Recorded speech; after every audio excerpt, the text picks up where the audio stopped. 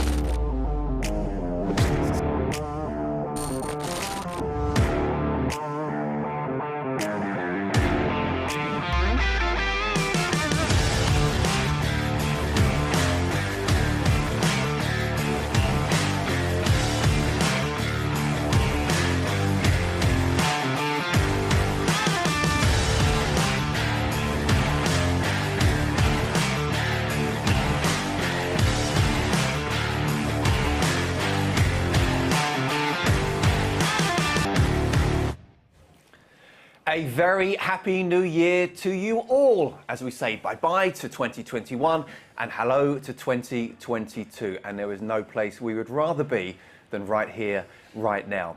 Jacko's Addicts has won 5 of the last 6 here at the Valley, but today will be very, very tough against the Wycombe Wanderers side looking for promotion and currently in that coveted 6th position. Lots coming up in today's show, where we will speak exclusively, as always, to manager Johnny Jackson and defender Jason Pearce, who has been superb under Jacko. We'll also hear from Charlton Athletic Museum's Ian Wallace about a New Year tradition. And we'll look back at our last outing against Plymouth, which does seem a very long time ago. No Curbs with me today, so who else to replace him but Stevie Brown. How are you, Stevie? Very well. Yeah, not too bad. Why do I keep calling you Stevie at the very top? I don't know. Happy New Year. Did you have a good one? Yeah, well, I hope, but not the greatest. I had COVID. Okay. But we're out of it. We're out of it. 2022's starting well. I'm in here. You are out of isolation. Yeah, and I've got my COVID pass and I had 2 jabs of my booster, so, you know, I can't do any more than that. OK, there's a guy alongside both of us who wish he hadn't turned up now, this one.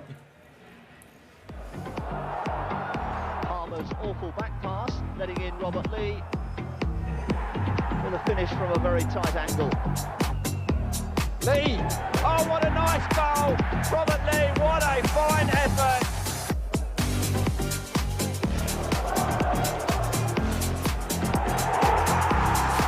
Robert Lee earning 11th place.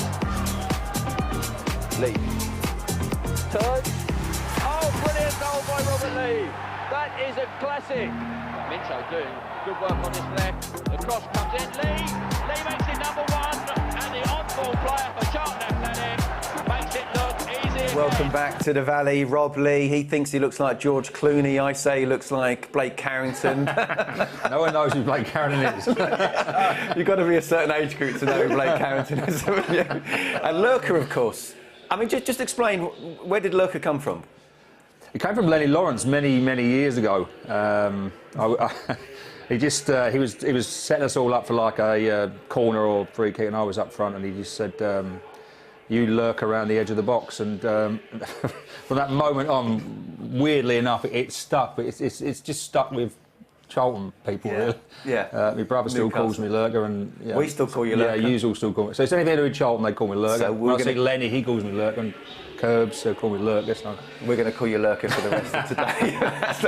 Happy New Year. Do you have a good one? You and Anna out in faces at all? Those days are gone, mate. Those days are gone. I think we're all tucked up in bed now. Those days are well gone. So no, nice, easy, quiet one, and looking forward to the game now. Yeah, tell us we did have a quiet one, because obviously, and not a big family one, because obviously you want Elliot tucked up in bed early last night. Yeah, we didn't see the boys at all, actually. We because of the cancellation, we saw them on Christmas Day, which is unusual, so they could eat their Christmas dinner and have a couple of drinks on Christmas Day. But apart from that, yesterday we didn't see them. We saw them in the afternoon and didn't see them all evening, so they go to bed, which is where they should be before a game. Absolutely. Now, you may have had COVID, but still get out and play floodlit midnight golf or anything like that? No, mine was... What do you think I'm going to say? I just isolated indoors with Mrs Brown for 10 days, just following me around telling me how rubbish I was at everything. It was a nightmare. Goodness, I'll tell you what, Absolute I do nightmare. feel sorry for her, I have to say. How? You mean, mate? Crikey. But look, Rob, great to have you with us again today. How much are you and Elliot looking forward to today? Oh, very much so. You miss it when it's sort of like... When it's been not, strange, not isn't it? Yeah, Christmas is...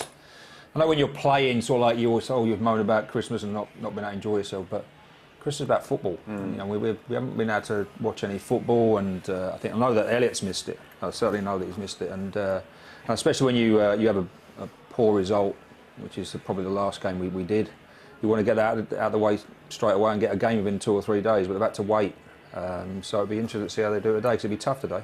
Yeah, tell a few managers to stop moaning, will you, around the Premier League as well? But we're not going to go around there. We don't need to talk about that. Exactly. Don't start. No Curbs today, of course. He's contracted elsewhere. He's off to St Lucia tomorrow. I mean, he normally gives you a bit of stick, so while he's not here, do you want to say anything back at him? Or? Well, he has a cheek to go. I mean, first of all, the old talking one, and he's the classic talks over everyone, butts in, talks over everyone. And then secondly, he says he never goes away, and he's away on holiday every couple of months. Well, he's got about 4 weeks out there, hasn't he? Absolutely. He's still spending the bonus that he got for selling me. I'm telling you, Curly. Rumour has it, he's got the park. He's got me way too cheap. He's got the Parker money locked up somewhere as well. I still don't know where he's paying tax. I mean, he's not in this country enough, I tell you what. Look, just before we move on, we are exactly at the halfway stage of the season. Where do you feel we are at the moment? And don't say 12th. You covered that off quite nicely. I just think the start has put us on the back foot. We're recovering nicely from that, but it's a hell of a task, isn't it? Every time we get on a roll and a little run, we don't seem to be closing that gap to 6. So it must be a thankless task when you're Johnny Jackson. You get in after a great result and you've not really closed that gap up to 6. And then when we do, we have a result that goes against us and everybody accelerates away again. So it's been a very good recovery from a really poor start. I think we're in fantastic form here. Need to sort out that away form quite quickly, get some results on the road. But it goes back to what you say every game. Just keep looking up at that 6, chipping away, which they are doing. Yeah. How do you see it? And Elliot as well. Well, as Brownie says, it's no secret. The start we had was awful. For the players we've got, the players that when Elliot turned up, the players that are here, I couldn't believe where Charlton were. I think since Johnny's taken over, I think they've been outstanding. They got a system where they play. Mainly, if the people are fit, he plays the same players. They seem to have a great team spirit. They gel. That you know. They can score goals, and even I know we haven't, as Brady says, that the away games we haven't won, but we've never been out of them. Even we didn't play well against Plymouth, we're never out of it. You know, we could have easily won that game if Jane would have scored the goal. I think we'd have gone on and won the game. Yeah. So even the 2 games we've lost, we could have won both of them. Yeah. Okay, we're so far over on segment 1. Kick-off just a few minutes away. Not really, of course. But let's get straight to it, shall we? Because I spoke to Johnny Jackson a little bit earlier pitchside. Jacko, Happy New Year. How did you celebrate it? No night clubbing? No, I stayed out of the clubs last night, Scott. Just had a quiet one with the family, saw the New Year in, got myself to bed. Obviously one eye on today, so I wanted to be ready for that. Yeah, of course. It's been a little while since we've been in action, isn't it? Yeah. How disruptive has the Christmas schedule been, and how have you dealt with it? It's been a difficult period, to be honest. Obviously, the players' safety and health is obviously paramount, so we had to do what we thought was right by those. Obviously, we came out of that Plymouth game. We went into it with a number of, obviously, COVID cases, came out of it with even more, and a lot of staff and players missing, so it was a real tough time for everyone, really, knowing what the best thing was to do. So we tried to manage it the best way we could and shut the training ground down just to try and do the best that we could to get those games on, and it wasn't to be. So you know, you're trying to do right by players and staff, but at the same time trying to prepare for a game. So it was challenging. Ultimately, you know, we couldn't fulfil the fixtures. It is what it is, and you know, we've managed to sort of hopefully, like the players that were ill are better now and available. So yeah, it was a tricky little sort of period there, but it is what it is, and you know, we're not the only ones suffering, are we? Everybody okay now? Yeah, everyone's through it now. Everyone who was ill and away is now back with the group. Obviously, you have your return to training and playing protocols that we've had to follow, but yeah, everyone's through that and available now. So I bet you're dying to get out there and actually see the lads play. Yeah, it feels like it's been a while, certainly since we've been here as well. So yeah, really looking forward to it. We've had obviously a clear week now, great weeks of training. Really pleased with what I've seen so far this week, and excited to watch the lads play. So how will we line up today? Yeah, so we go with Macca in goal, back 3, if you like, Sean Clare, Jason Pearce and Akin Famwo, DJ and Purton at wing backs, Dobson, Lee, Gilby midfield, and Connor Washington and Josh Davison up front. Unfortunately, Jaden misses out with a bit of a niggle. Nothing COVID related there, just something that he picked up during the week, so he's unavailable. Nothing serious? Hopefully not. Obviously, we're keeping our eye on it, and physio's monitoring him very closely. I don't see something that's long term there. Hopefully not, but needs to manage it carefully. Yeah. Let's cast our mind back all that time ago at Plymouth. It seems a long time ago, yeah, doesn't it? What do you feel you've when watching that game back that you're looking for the lads to do a lot better this time around? Well, I certainly, watching it back, you know, obviously we had a few missing with COVID. I certainly think we know since that there was lads out there that were obviously playing with it, and I think that was shown in the performance, secondly in the second half. I think there was a little bit of lethargy there, and and at the time it was frustrating, but looking back it's almost understandable, because I think there was a lot of lads suffering out there, and they was trying to give me everything, but perhaps weren't quite at their level. So certainly something that I've looked back on. Obviously there was the way Plymouth went and pressed us, posed us a couple of problems and issues, and dealing with the conditions. So things that we've worked on. If teams are going to press us in a certain way, we have to come up with solutions for that, which we've done a lot of work on this week. And obviously it's going to be a completely different test today, because they're at a completely different side. So working on that as well. Yeah, they are a very good side, and there might be a few sore heads in the stands today as well. Yeah. But how important can the fans be? Because they've been really important, haven't they, under you so far? Yeah, they've been amazing, especially here. The way that they've got behind the team, and obviously we've had the initiatives where the Valley's been full. Hopefully, a lot of people have come and enjoyed that, and they'll come back today and get behind the boys, because it absolutely makes a difference. So hopefully, not too many sore heads that they can cheer us on today. I'm sure they will. Good luck. Thank you. Yeah, not many sore heads in here either. Let's have a look at the team then, shall we? Because it is 3 changes since the last game against Plymouth. Josh Davison, Connor Washington and Akin Fainwo come in. Jaden Stockley, Jonathan Leako and Pap Soiree are out. Brownie, let's touch on the negative first. Jaden out. We do hope it won't be for long, because he is a big player, but it is a big opportunity for Josh, isn't it? Yeah, every time somebody gets a suspension or gets injured, it opens a door for somebody to come and claim the right to the shirt, and I think that's what Johnny wants. He's sort of said that from day one. You play for the shirt. If you get it, it's yours to keep. So it always opens the door when somebody misses out. It's a big miss, without any shadow of a doubt. I think we missed him a couple of weeks ago when he got sent off, and it showed how much we missed him. I think that's where we're light. The January transfer windows open up, and I think that's an area where we have to strengthen. Well, we'll come on to that in a second, because we all hear from Steve Gallen. But great news, Lurker, that Connor and Akin are back. They're 2 big players, aren't they? Yeah, huge misses. Both been exceptional, really. I think Connor's got all the goals. He doesn't stop running, and Akin is very, very strong at the back. But as Brandon says, I think Josh Davison's for me. When I see him come on the sub, he looks unbelievable. He looks like a great player. And then when I see him start, he hasn't sort of like, you could play instead of Jaden. Do you know what I mean? I think he needs to now progress. How do you do that? How do you coach a young player like that, who, to be fair, is stepping up in standard, isn't yeah, it? it is. It's going to take time. But as I say, when I seen him come on at sub, I think he runs around and he's got loads of energy and he holds it up. And then when you see him start, he doesn't seem to do what he does when he comes on for 20 minutes. And I think he's getting to that stage where if he is going to be Jaden's understudy or challenging, then he has to be able to start the games and he has to be able to run the games, which Jaden's done. Yeah, make a real decision if Jaden comes back, that it's difficult for Jacko. Well, yeah, because at the moment it's not really, is it? No. Let's be fair, it's not. And I think he's what I've seen of him, he's got the ability, he's got most good attributes of what you need to be a centre forward. So it's down to him now. Let's take a look at the league table now, shall we? Because we are just about in the top half. Only 5 midweek matches took place, with 7 being postponed because of a number of positive COVID cases across different clubs.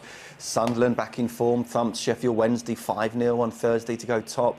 Lee Johnson's side won 4 of the last 5, scoring 16 goals. Carl Robinson's Oxford thrashed Wimbledon 3-0 Wednesday. That took them above our opponents for today, Wycombe, into 5th. Wycombe were beaten 1-0 by Ipswich in what was Ipswich boss Kieran McKenna's first game in charge. While on Boxing Day, Rotherham lost their first game in 22 matches. They were beaten by Accrington 1-0. And Brandy, look, we're what, 13 points off the playoffs now. Wycombe currently occupies 6th place. Still plenty of time, only halfway through the season. What would a win do for us, but what could a defeat do for us? Yeah, we're finally balanced in that respect, aren't we? In terms of, like I said earlier, every time we get a little run going, we get 2 steps forward, 3 steps back with a result that goes against us. In hindsight, we couldn't call the Plymouth game off. We didn't have enough injuries or cope. But that defeat has left us in a position where we say this a lot, but this becomes another must-win, really. Almost. If we want to absolutely. continue to chase down that 6th spot, and that's tough. I think that's tough mentally on the players. Every time they come to the Valley, everyone goes, "This is another must-win." Yeah. But we've already said it. This is a real tough one. Yeah. But we've had tough ones here recently. And we've overcome them. We've got results here against good sides. Also, I mean, Brownie's absolutely spot on, Lurker, but you look at Sunderland, top of the table. A few weeks ago, they went on a really bad run. Looked like they were slipping out of the playoffs, and now look where they are. if you are able to get a run going, you can see what can happen, can't you? Yeah, I think the mistake you make is actually looking at the league table and saying, listen... Sorry. No, well, I think it is. If we just continue, because as you say, you think, oh, God, we're 12 points adrift here, we could actually... Then all of a sudden, I think if you just keep trying, with the 3 points for the win, and we're going to be playing 3 games in a week, all of a sudden you win 3 games, you're 9 points, and all of a sudden now you are close enough to look at the table. Yeah. And I don't think see, we all do it, and I do it, and I look at the table and think, oh, but actually you shouldn't, because let's just keep winning the games and then we'll get there. The other dangerous thing to do is we've got a nice run of fixtures coming up. On paper. That's dangerous. I know, it's really dangerous, but it's so tempting. Like you're saying, don't look at the league. It's absolutely right. I think people within the game tend to go, you know, it's a 46-game season. Yeah. But when you're working in the media, you have to do current, the game that you're at. And it's the same with the fixtures. I look at the fixture list and I'm going, there's a lot of points there to be added in the next 6 games. The real tough one is Portsmouth away. The rest you're looking at going, chance. And there's, you know, so in 6 games' time, we might be talking about something completely different. I think when you get like 7, 8 games to go and you're within 4 or 5 points, I'd be delighted with that. I'd be sort of that's where you want to be, I think. Well, we are going to look at league table with 4, 6, 7, 8 games to go. Okay, we will do it every single game as well. But point taken, because you are spot on there. Look, there were 8 games scheduled for today in League One, but 3 fixtures have been postponed due to COVID cases. Jimmy Floyd Hasselbank's Burton welcome relegation threatened crew to the Pirelli. Gillingham have lost 5, or their last 5 in the league, and they face a tough-looking trip to MK Dons. Oxford look to continue their good form. They play Cheltenham, and Rotherham will look to reclaim top spot when they host Bolton this afternoon. Brownie, look, we're the only top half versus top half game today, aren't we? Does that add a little bit of extra importance then for you, with most of our playoff rivals either not playing or in action against so-called lesser sides? The pressure's there, regardless of what anyone else is doing. We've put the pressure on ourselves with the start we've had this year. So in terms of what other clubs are doing, that is completely out of our control. We have to take control of what we can do, and that's, you know, today is about not losing for me. We've gone down to Plymouth, and I thought the first 20 minutes was good. I agree with Robert completely. If Jayden scores that goal, I think the game has a different complexion. But we didn't, and we lost. And today's about not going back-to-back losses for me against a very tough Wycombe side. Control the controllables. You can't exactly do that, but your other boy, because you do actually have another boy as well. Yes. Not just Elliot. Ollie and Gillingham going through a tough time, but they and we could do with a result down there for the Gills. Yeah, listen, I think when you've got a team like Gillingham, if they lose 3 or 4 players, which they have 3 or 4 key players, then they're going to struggle. I think the difference is, you know, Charlton got a big squad, and as we're talking about pressure, you know, Charlton in this division is a big club, and with that you get pressure. You get pressure at playing at a big stadium, you get pressure at playing at home. And they expect you now, because of the results we've had, 5 out of 6, they expect us to beat Wycombe. People expect us to win it, and that's what you get with pressure, but the players have to be able to handle that pressure. Absolutely.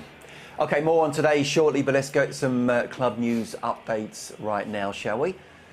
And we start off with the news that today is our annual Memorial Match Day. Shortly before kick-off, both teams will unite in the centre circle for a period of applause to remember all supporters, former staff members and players of Charlton and Wycombe who have sadly passed away in the last 12 months. Whilst the applause is ongoing, a list of names will also scroll down the Valley's big screen. We will, of course, remember them. Ticket news now, and it's going to be a busy week here at the Valley as we have 2 home games coming up in the next 8 days. Firstly, we welcome MK Dons on Tuesday in the Papa John's Trophy before Premier League side Norwich head down on Sunday in the FA Cup. Adult tickets for the MK Dons fixture are priced at just a £5, with tickets for the Norwich game priced at £15 each. Later this month, Fleetwood head to the Valley in Sky Bet League One, and tickets for that fixture will be available early next week. A streaming update now. Supporters are reminded that today's game is only available to live stream outside of the UK and Ireland as per EFL broadcasting rules. As is the case with every Saturday 3 p.m. game this season, we can only live stream outside of England, Scotland, Wales, Northern Ireland, Jersey, Guernsey, the Isle of Man and the Republic of Ireland. Overseas fans can get a match pass for today's game for just £10 though by going to cafc.co.uk. Tuesday's game against MK Dons in the Papa John's will be available to watch worldwide, however. OK, staying on the subject of streaming, overseas supporters are reminded that they can purchase a Charlton TV Live half-season pass for just £100. A half-season pass will enable international fans to watch all of our remaining 23 league matches this season, with the match-to-match breakdown cost of that £100 equating to just over £4 a game. Go on. While I'm reading that, why Why have you got jazz hands? What are you doing? Surely you got a better picture of him than that. That is his best picture. He does jazz at half-time for us as well. I might need to take a picture of that for Mandy. She says I'm never happy. I look quite happy We'll there. send that to Mandy. You look really happy next to me, I have to say. And I look like I'm happy next to you. Something's wrong there. Head to cafc.co.uk now to purchase yours. My goodness me. I am excited to announce that our next home league game against Fleetwood on January the 22nd will be joined on Charlton TV by Pearce and his former right-hand man Mervyn Day. Merv will be taking part in a Q&A with Pearce in the Charlton TV lounge before they join me both in the studio. If you're in the UK, make sure you book your spot in our popular Charlton TV lounge. And if you're overseas, make sure you purchase your Charlton TV streaming pass. It is certainly not to be missed. You'll have to move this table forward. There's no way Merv's getting in here. No. He's 6'5" and he needs a bit more space in this. Yeah, he needs a bit more space. Well, he's pulled rank like Lurker's pulled rank tonight, so he'll probably be on the outside. It'd be a battle, wouldn't it, between him and Curbs? Anyway, finally, we're gutted to see our Boxing Day clash against AFC Wimbledon be postponed, as we were due to speak with former Ajax defender Mark Fish live on Zoom. But be rest assured, the South African former fans' favourite has agreed to speak with us on Charlton TV later this season. You will not want to miss when we do get him on. If you are an international addict who would like to chat to us on Charlton TV, and we've had a lot of fun with the guys that we've spoken to already, then please get in contact by emailing fans@cafc.co.uk. OK, right, Anna Philby has been an absolute rock for Karen Hills' Addicts so far this season, and this is just a snippet of her edition of a feature that we're calling My Story. Away from football, I like to spend time with my family, but probably most importantly, be with my dog. She's called Lexi. She's quite a big girl. She's only like 1 year and 6 months, but I just love going on walks with her and days out with her, really. That's what I do away from football. Lexi's her dad was a French Mastiff, her mum's a Bull Mastiff cross Rottweiler. So yeah, she's massive. We got her after, well, just basically right before the first lockdown, really. I lost my other dog that was 13 years old, so yeah, we left it about 2 months and then just felt like there was a massive gap and we needed to fill it. So yeah, that's when we got Lexi, thank God, right before lockdown, because she really got us through it, really. She was a puppy, so I was up every 4 hours, toilet training her, and thank God we didn't have football, otherwise I wouldn't have been able to do it. But yeah, so grateful for her now, because every time I come in from football, if I've had a good day, bad day, she's there at the door, waggling tail. She always puts a smile on my face, so yeah, I'm really, really grateful for her. Great to hear from Anna there, and her edition of My Story will be available in full on Charlton TV on demand in the coming weeks. Chaps, are we all pet lovers, dog lovers? Always had dogs, always. Yeah, Always. me too. Yeah. 2 cockapoos I've got. Oh yeah. What you got? French bulldog. What they call? Yeah. His name's Reggie. That's all I know. Reggie. Yeah. We got a Cavapoo, and then we have to look after Elliot's Labrador as well. So we have two dogs in the house. Yeah. So brilliant. Great. Love it. Either of you know what the loving cup is? I'm not sure I should say what I think that is. I'm not sure now. You just I think we'll move swiftly on. Look, it used to form a New Year tradition in professional football. We're only one of a handful of clubs that still does the tradition. And Ian Wallace from the Charlton Athletic Museum explained more to Charlotte Richardson a little bit earlier. Thank you, Scott, and a happy new year to you and everyone in the studio. I'm delighted to be joined by Ian Wallace from the Charlton Athletic Museum. Ian, thank you for joining us and for bringing along the Loving Cup. Tell us a little bit about the tradition of this trophy. Well, it's a very interesting story, and it goes all the way back to 1937, so it's about 84 years. At that particular time, it was the year of the coronation of King George VI, who, of course, is the father of our present Queen. And the Loving Cup was produced to commemorate the event. And the club is one of a few that is still involved with the tradition. Tell us a little bit more about that. Yeah, what actually happened, it emanated from Stoke, which of course is the Potters, where we expect it to come from. And the chairman of Stoke City at that time was a man called Sir Francis Joseph, and he had made in Stoke 30 of these Loving Cups, and one was presented to each of the then First Division clubs. Of course, we were up with the big boys in those days, so we were one of the ones who got a copy. We've also traced the other 8, because there were 22 in the league. The other 8, we know that the Football Association got one, the Football League got one, the Scottish FA got one, Glasgow Rangers got one, and one went to the King. But that's 5. Where the other 3 went, nobody seems to know. But the idea of it is that on the anniversary, or the game closest to New Year's Day, every year the Loving Cup be brought out and a toast be drunk to the King, or the monarch I should say, and also to football. That's amazing, and what a toast to have to celebrate and mark the new year. And supporters can go and have a look at this piece of trophyware and lots of other things at the Charlton Athletic Museum. Can you tell us when it's open and when people can visit? Sure, very few of these incidentally have survived, because it's breakable. If you drop it, it's gone. We only know of about 5 or 6 that still survive. Liverpool have got one. Sorry, not Liverpool. Rangers have got one. Everton have got one. West Brom, Stoke, and that's about it, plus us. And our one lives the rest of the year in the museum. And I'm sure listeners should already know about the museum, but we open every Friday between 11 and about 2:30 in the afternoon, and then on weekend match days like today, we're open from 11 till 1. So on a obviously it's not there today because it's down here, but ordinarily anybody can come in and see it. It's amazing. It's a fantastic piece of our club's history. Thank you so much for bringing it along pitch side for us today. You're very welcome. Back to you, Scott. Yeah, don't drop it on the way back to the museum, will you? Fantastic to see the club still respecting a near 100-year tradition. I mean, were Curbs and Gritty just taken over at that time when it was handed over? Gritty was on his testimonial year. OK, right, the 1st of January, we know what that means. It means the start of the January transfer window. And I tell you what, it's going to be a busy month for head of recruiting Steve Gallen, who caught up with Charlton TV yesterday.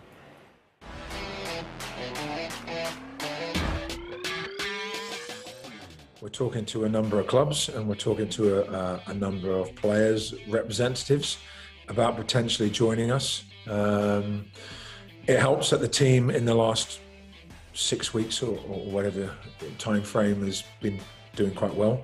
So it doesn't feel like we desperately need one position over the other. But there's a few positions in particular that we think we need to strengthen. And we've got targets in all them positions. So as it stands today, just before the transfer window opens, I'm pretty comfortable about it all. But then again, George asked me this on January the 30th, and let's see how comfortable. Let's see how comfortable we are then. It can change very quickly in January, but we're okay. We're in a decent place right now.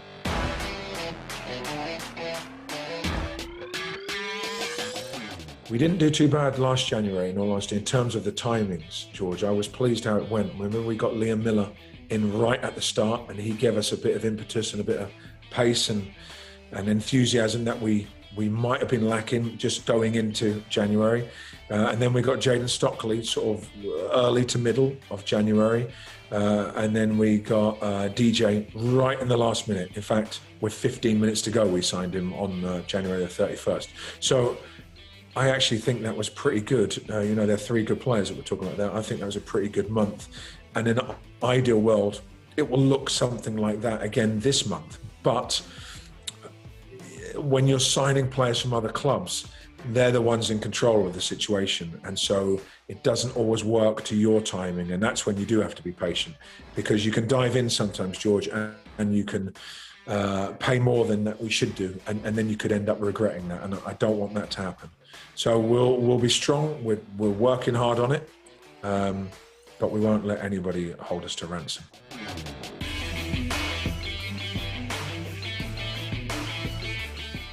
just almost just natural, as opposed to we need to get players out. There's no feeling like that at the football club. Johnny's not saying to me, we've got to get him in and him out. And Eva is the chairman. So it doesn't feel like that. We're not trying to recoup money or anything like that. But we are a business. And what I will always try and do in the dealings and in my dealings is get good value on incoming and get good value on players going out. I think really there's a few players at the club who've not been sort of in the squad towards in the last few weeks and not been playing. And I would think that they would like to be out playing football. Then there's also one or two youngsters that I think, again, for the football club's future, we need to see playing in league football to make our judgments on them. Let's take Ashley Maynard-Brewer, for example. I think it's been great that he's playing for Ross County up in Scotland. And if he was here right now, he might be number 2 and he would have 20 less league games under his belt. So I think for players like Ash, it's good that he's out playing at a good standard. And I think there's one or two others that we think that should be doing that as well here at the football club. So we'll be patient with that too. No one's forcing anybody out the door, but we'll try and get the right clubs for the right players. And then there's also the business side of that as well, financial side. So we've got to try and look after that. And then that might give us a bit more scope as well, George, for bringing players in. But I'll say again, like I said a few minutes ago, I'm quite comfortable where we are right now. It's all moving on quite nicely. Well, that's good to hear. You can watch a more in-depth interview with Steve Gallen, Charlton TV on demand. So, chaps, the big question: where would you improve the squad? Well, I think we mentioned if Jaden's not available, then I think you need someone to replace him. I look around the squad and I think it's a big squad. You're talking about bringing players in, but you have to let some players go. I mean, it's a huge. You're comparing it. We're talking about Gillingham.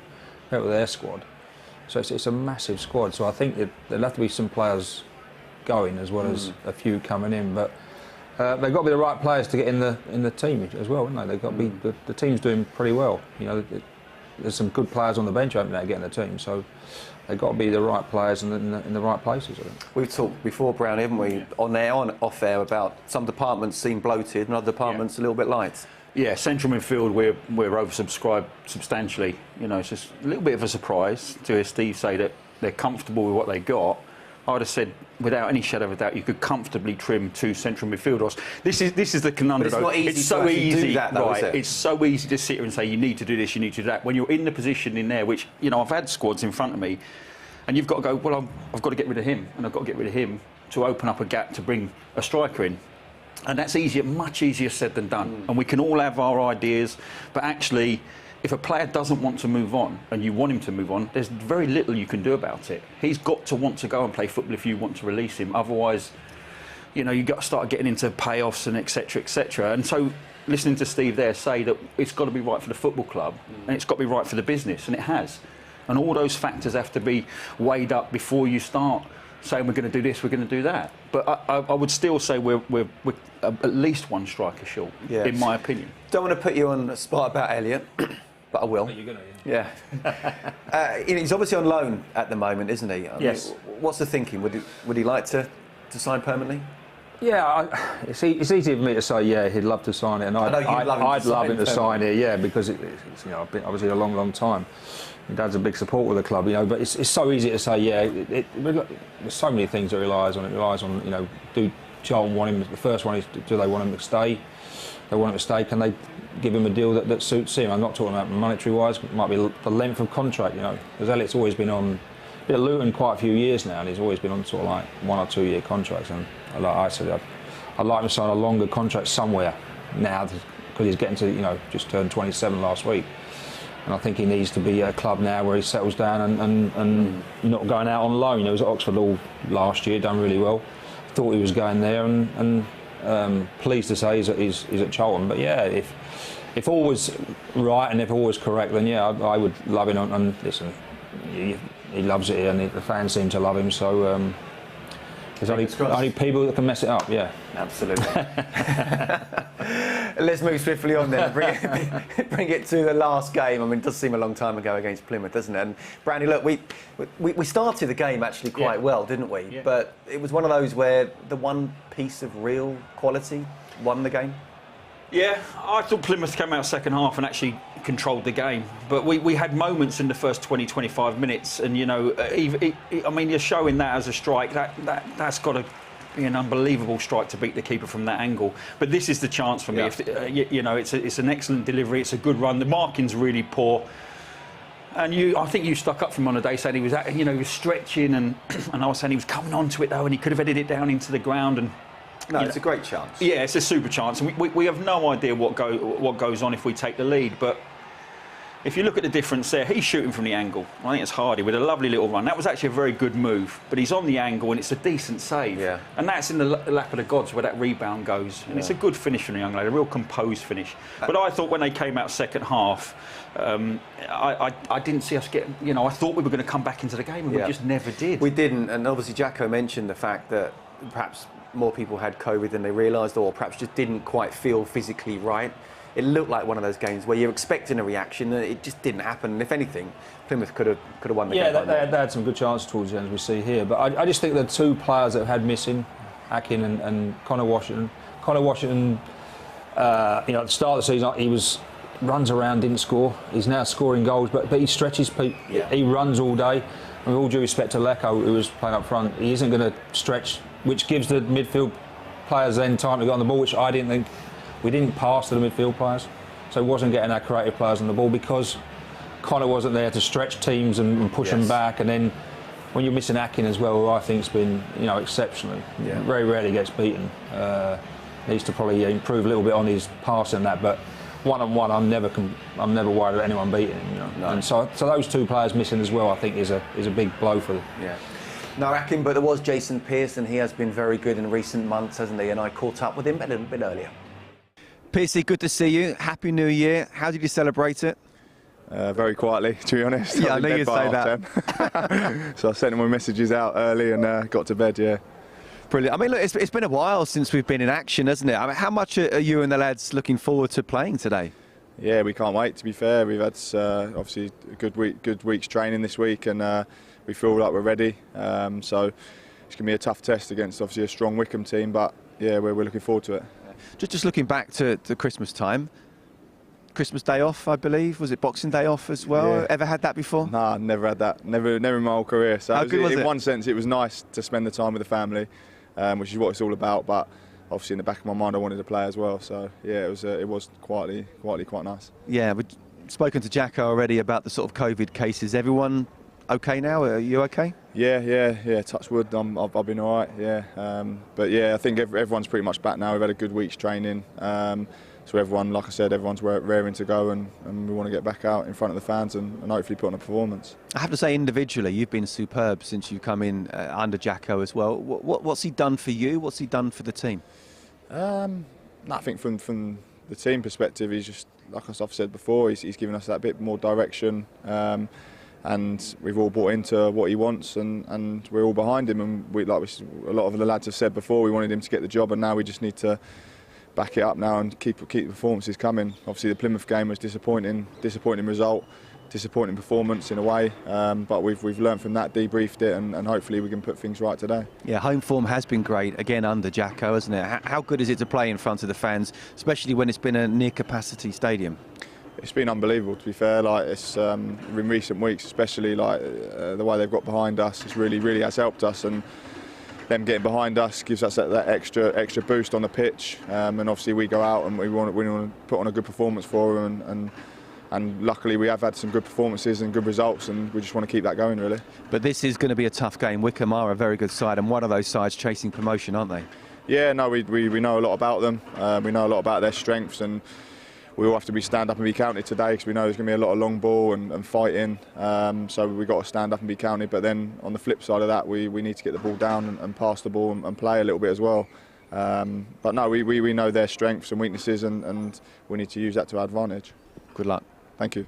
Cheers, Scott. Well, Brandon, we've spoken to George Dobson and Sean Clare in recent weeks. They were both out in the cold before Jacko took charge. I mean, Piercy's another one who's come back in the side, and he He's been excellent, hasn't he? Yeah, and it's not just his performances. You know, his communication, I think, makes a big difference to Akin on his left. I think in terms of Akin needs a senior player next to him in the next year, 18 months of his development. And I think Pearce, in terms of his voice, in terms of his leadership, is essential. I think that was another missed trick from Nigel, to be honest.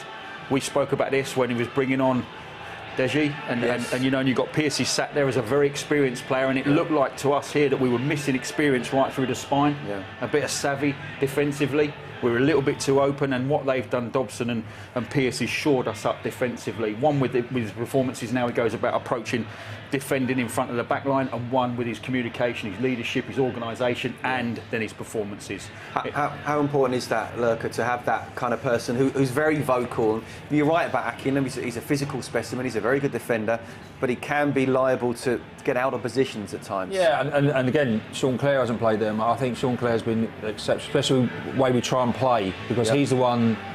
If I was playing against Charlton, I would say we're going to sit on Sean Clare, because, with all due respect, the other two are not as comfortable on the ball, because Sean's a midfield player. Yeah. And I think that's helped by Pearce. Certainly helped him, you know, massively. Does a 3 suit Pearce?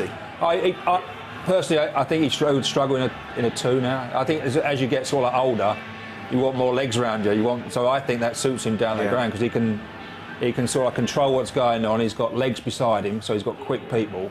So if he does know that he does miss it, he goes for it and misses it, they're there. And he also, as I say, he speaks to them. He keeps them. When Sean Clare goes out of position, he can bring him back. So I think it works for all parties. All parties. I think you know as well as I do that when you're a centre half, it's coming towards the end, and you're in a 2. You're tucking the fullback. You're dropping. Where you go, Georgie Dobson, you sit in there. You know, and so it affects everyone as well, because we want to press. We play a high press. We can't have him sitting back because he's scared of pace. Because that's what happens when you get older. You protect yourself. Let me sit back, and if we have to push up. And if he knows that he's got Akin and he's got Sean Clare who are quick, we can push. That's why we can press. Yeah, absolutely. Let's remind ourselves of the team, shall we? 3 changes from the last game that we played in, Plymouth.